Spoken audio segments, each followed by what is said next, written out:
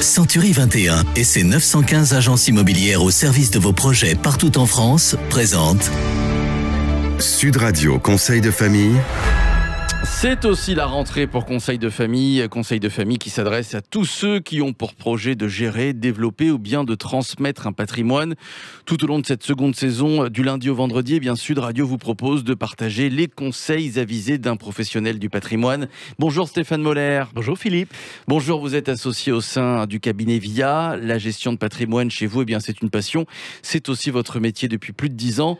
Stéphane, quel sujet allons-nous aborder dans cette chronique ? Eh bien comme l'an passé, nous allons parler de droit de la famille, fiscalité, transmission patrimoniale, immobilier, produits financiers et, à la demande de beaucoup d'entre vous, nous allons aussi parler crypto-actifs. Nous traiterons de ces sujets tous les deux, mais aussi de temps en temps avec des invités que nous inviterons à partager cette chronique. Stéphane, en quoi consiste la gestion de patrimoine ?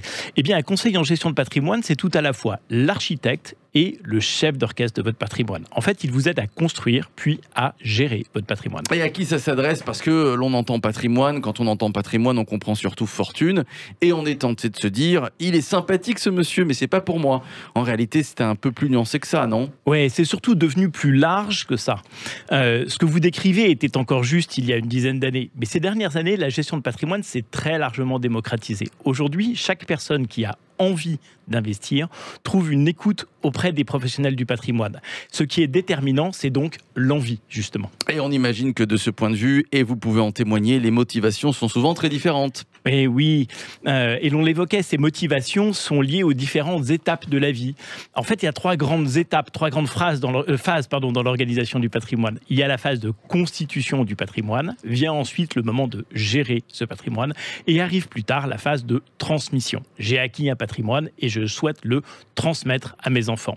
Le conseil en gestion de patrimoine intervient à chacun de ces trois moments. Et j'imagine que vous faites intervenir beaucoup d'autres professionnels, autant d'experts dans leur propre domaine, banquiers, assureurs, Stéphane ? Ouais, notaires, avocats fiscalistes, avocats en droit de la famille, promoteurs immobiliers, assureurs.